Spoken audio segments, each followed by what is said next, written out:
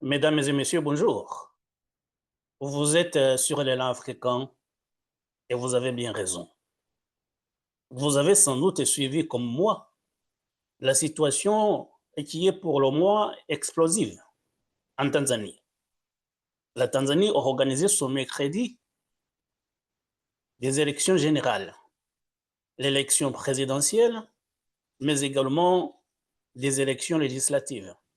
En attendant le vote de l'île de Zanzibar qui se tient un peu à part. Vous savez que la Tanzanie est composée de l'ancienne Tanganyika et de l'île de Zanzibar, ce qui en fait évidemment la Tanzanie. Donc Zanzibar a un statut un peu particulier, donc les élections se déroulent également dans ce cadre-là, ça veut dire un peu à part. Mais ce n'est qu'une question de calendrier. Mais les élections donc ont eu lieu.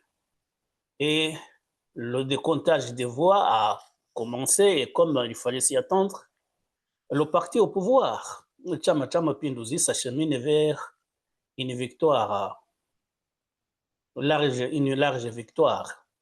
Et la présidente sortante, qui est également candidate du parti Chama Chama Pinduzi, sera élue, sans aucun doute.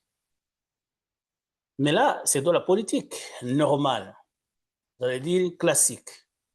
Ce qui est nouveau dans ce pays, la Tanzanie, qui est normalement donné un exemple de stabilité, c'est que maintenant, il y a des manifestations très violentes qui secouent le pays suite à ces élections. Pourquoi? Parce que les habitants, ou bien une partie de la population, estiment que ces élections-là se sont déroulées dans un cadre, je dirais, un peu parti unique. Ça veut dire quoi? Ça veut dire l'opposition a été écartée. Vous savez, depuis le mois d'avril, l'opposant Tindu Lissu est en prison. Il est accusé d'avoir appelé à manifester. Et donc, il est accusé de vouloir troubler l'ordre public. Et c'est pour cela qu'il est en prison. Et de sa cellule de prison, il a appelé à manifester le jour des élections. Ce qui a été fait, il a été entendu. Il a été entendu par la population maintenant qui est dans la rue. Beaucoup de jeunes sont dans la rue.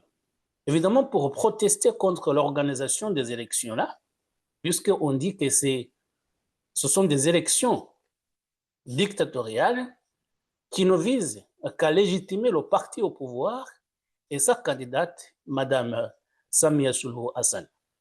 Et donc, la jeunesse est dans la rue. Et quand je parle de violence, c'est peut-être un petit mot, puisque ce qui se passe en Tanzanie quand même dépasse l'entendement. Dans un pays qui était considéré comme politiquement stable, ça reste un pays politiquement stable.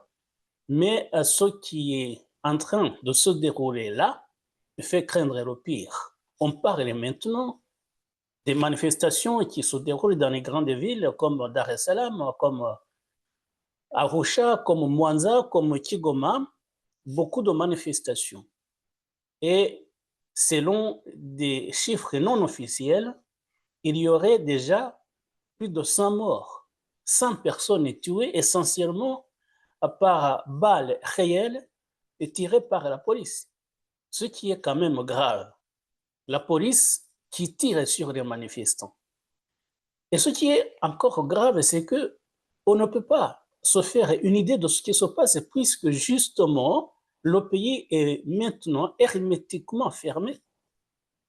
Internet est coupé.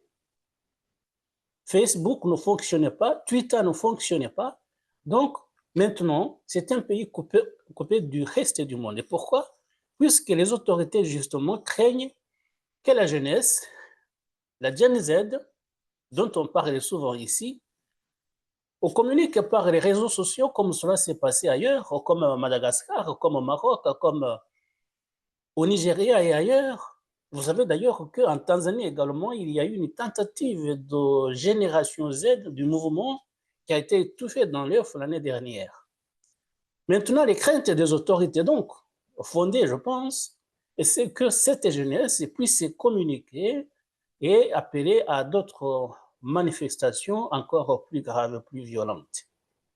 Et donc, la Tanzanie reste maintenant coupée du reste du monde. Les gens ne communiquent pas. Mais d'après certaines sources,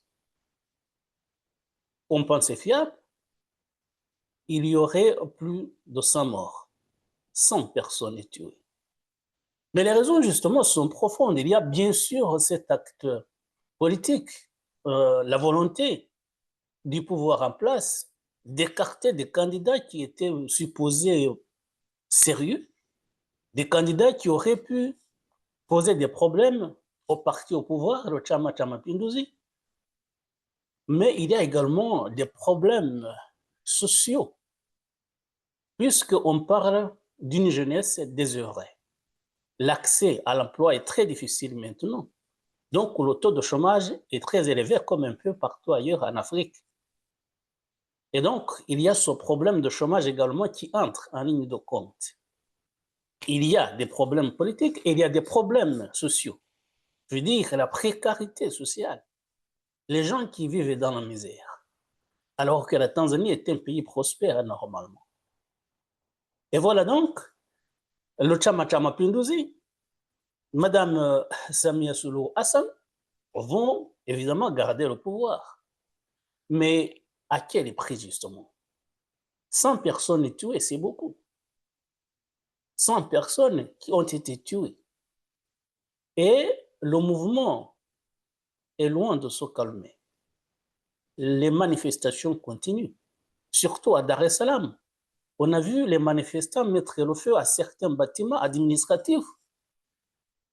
Ils ont mis aussi le feu à certains bâtiments comme un hôtel qui est supposé appartenir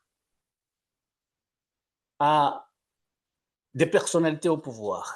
Ça veut dire des gens qui sont liés avec qui sont liés au pouvoir. Et donc, ça veut dire que les manifestants sont très en colère contre les cadres du parti au pouvoir. Et donc, il y a des problèmes politiques dont on est en train de parler, il y a des problèmes sociaux également, mais il y a également le problème de répression. Puisqu'en Tanzanie, depuis un certain temps, on parle de répression, on parle de disparition forcée, jusque dans les cadres du parti au pouvoir. Il y a un certain, enfin, Pole Pole, qui est un ancien ambassadeur de Tanzanie à Cuba, qui est un des cadres du parti au pouvoir, mais malgré son appartenance, son attachement à ce mouvement, à ce parti, lui aussi, il a été enlevé le 6 octobre dernier.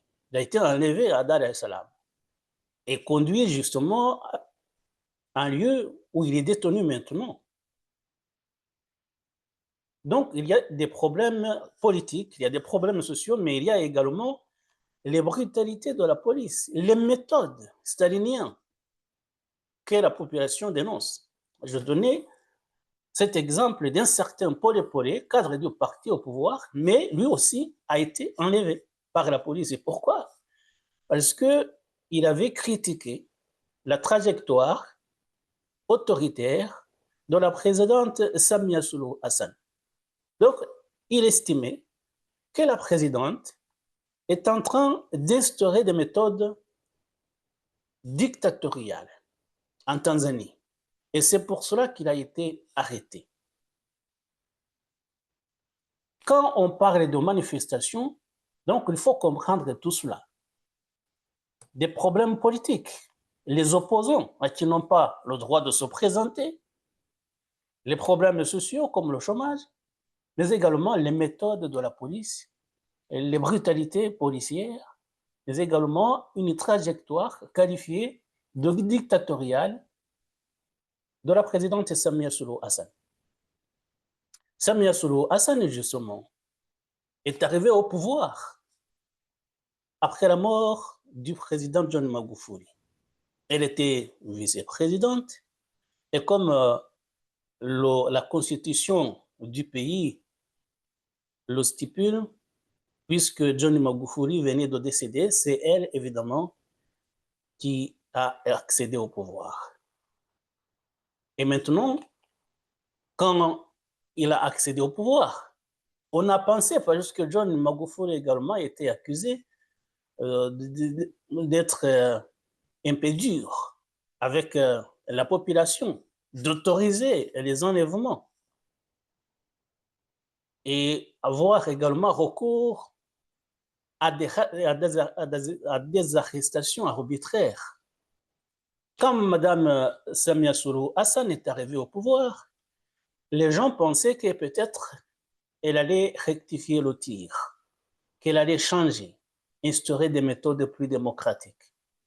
Mais à entendre les opposants tanzaniens, à entendre les observateurs étrangers, Samia Suluhu Hassan est plus répressive que son prédécesseur, Johnny Magufuli. Et on a vu d'ailleurs au mois d'avril, au moment où l'opposant Tundu Lissu allait comparaître devant le tribunal puisqu'il est accusé d'atteinte à l'ordre public.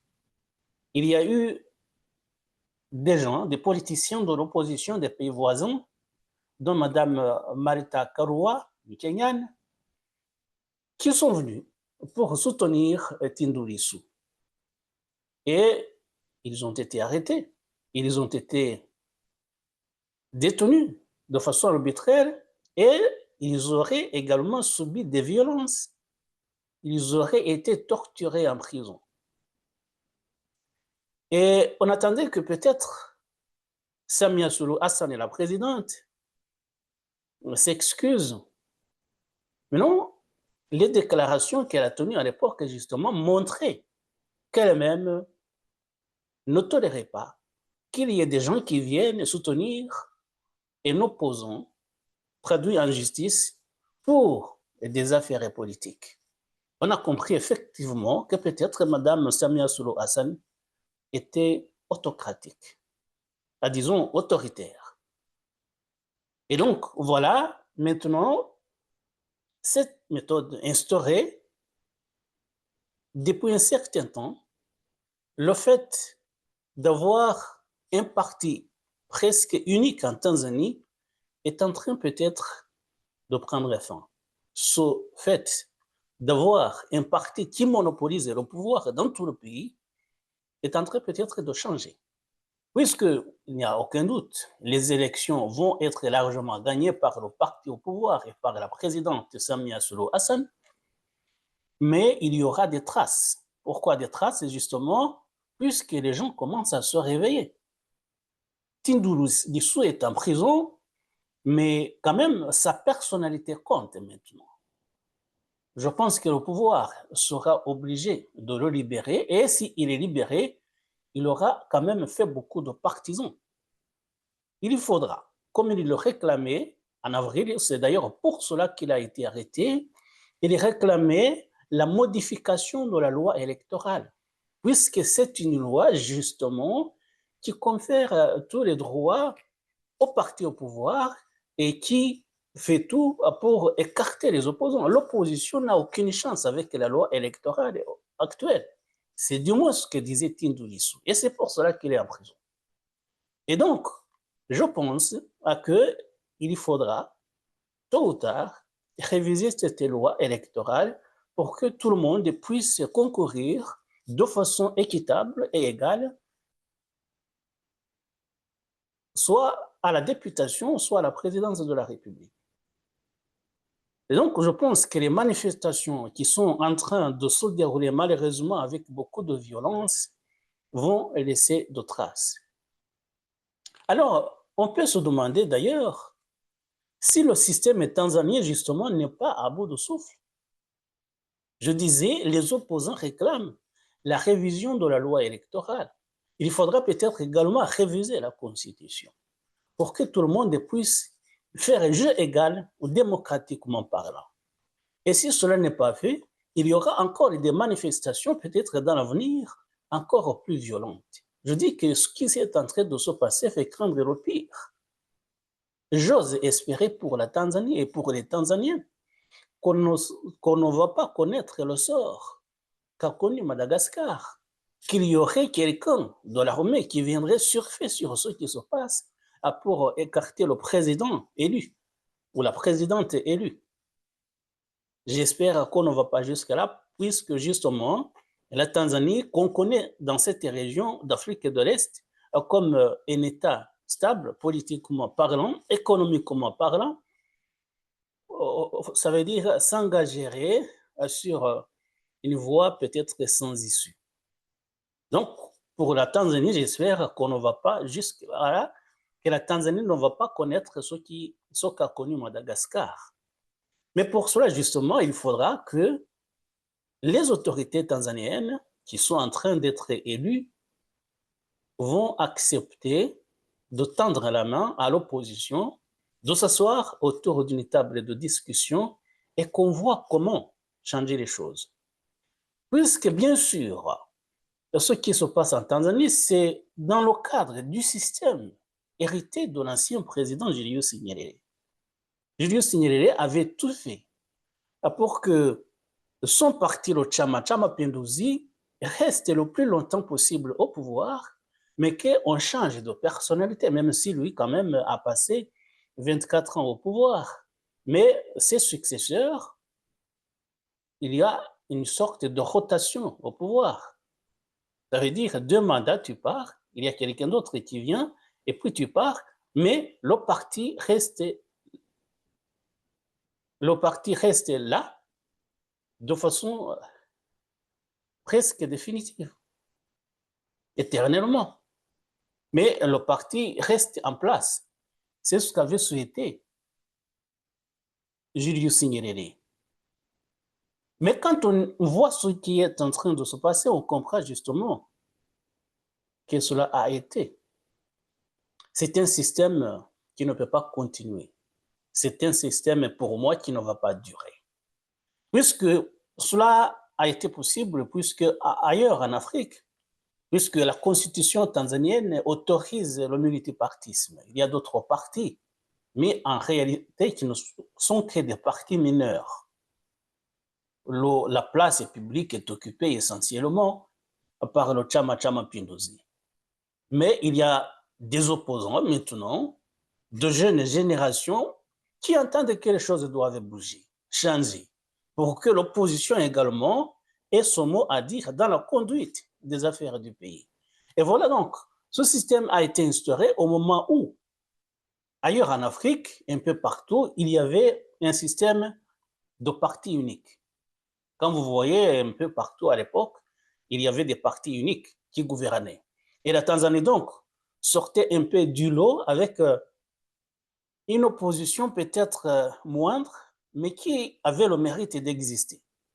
Maintenant, alors, ailleurs, on connaît le multipartisme.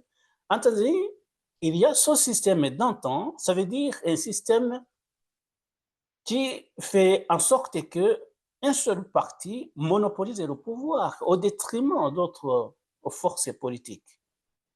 Alors, puisque ailleurs, il y a eu des changements tangibles et qu'il y a des oppositions, mais souvent démocratiques. D'ailleurs, vous voyez, même si souvent on décrit négativement ce qui se passe dans certains pays où des présidents sortants refusent de quitter le pouvoir, modifient la constitution, tout ça, mais il y a quand même des oppositions démocratiques dans beaucoup de pays africains. Il y a aussi des dictatures, on ne va pas s'en cacher, mais tout de même, il y a des oppositions un peu partout en Afrique.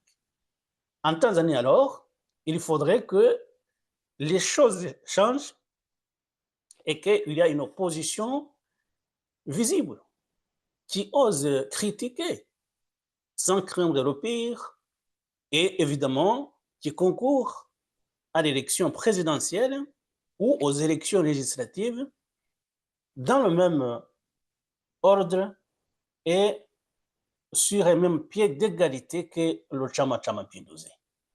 Puisque les temps ont changé, il faut que la Tanzanie également comprenne qu'il faut que certaines choses bougent. C'est d'ailleurs le combat qui est en train d'être mené par l'opposition et par les manifestations monstres qui se déroulent actuellement dans le pays. Le système tanzanien est un système qui s'était inspiré des partis comme le parti communiste chinois, ou dans le temps, il y avait également l'Union soviétique. On voyait qu'il y avait un système où un parti monopolise tout, où un candidat devait sortir des rangs du parti au pouvoir depuis le début. Tout cela est en train de changer, il faut que ça change. Dans tous les cas, ce que nous voulions dire aujourd'hui, c'est qu'il ne reste pas grand-chose de l'héritage politique de Julius Nyerere. Maintenant, la Tanzanie est confrontée évidemment aux mutations profondes du monde, que ce soit politique, que ce soit économique. Puisque qu'on le veuille ou non, la politique s'insère dans d'autres mouvements, comme par exemple, on a vu, lorsque Julius Nyerere dirigeait la Tanzanie, on connaissait la guerre froide, qui n'a plus lieu aujourd'hui. Après, il y a eu évidemment la mondialisation, qui fait que les gens voyagent, et les gens voient facilement ce qui se passe ailleurs.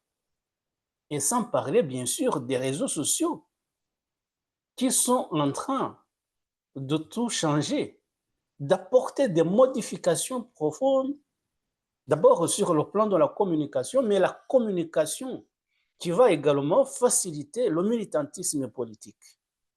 C'est avec cela que doit composer la gouvernance tanzanienne. On ne peut pas diriger un pays comme on l'a dirigé il y a 40 ans. Ce n'est pas possible. Donc, Julius Nyerere avait instauré un système qui correspondait à son époque, mais maintenant, il faut que le pays s'adapte. C'est pour cela, justement, que les gens sont en train de manifester. C'est pour cela qu'il y a une opposition qui crie, qui se bat, même si l'un des opposants notables, Tundu Lissu, est en prison. Mais ce sont des risques à prendre.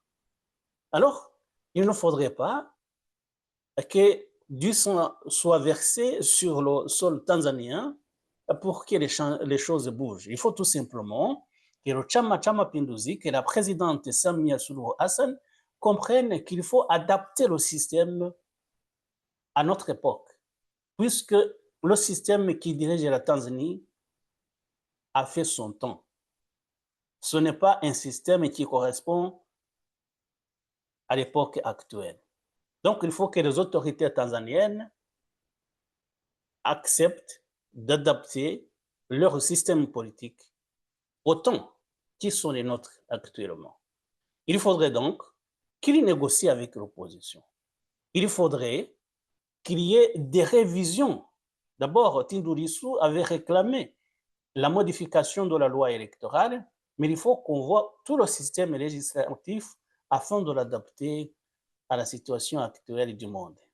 Et voilà, mesdames et messieurs, nous espérons que les choses ne vont pas s'aggraver en Tanzanie. Il faudrait qu'il y ait du calme, que la Tanzanie continue d'être stable politiquement, économiquement, comme c'était le cas jusqu'à présent, mais il faudrait évidemment que les autorités tanzaniennes ne restent pas fermes face aux réclamations de l'opposition. Il faut que tout le monde se soit autour d'une table de négociation afin de voir comment adapter la situation, comment adapter le système à la situation actuelle du monde. Mesdames et messieurs, je vous remercie de nous avoir prêté attention et à très bientôt pour d'autres sujets. Au revoir.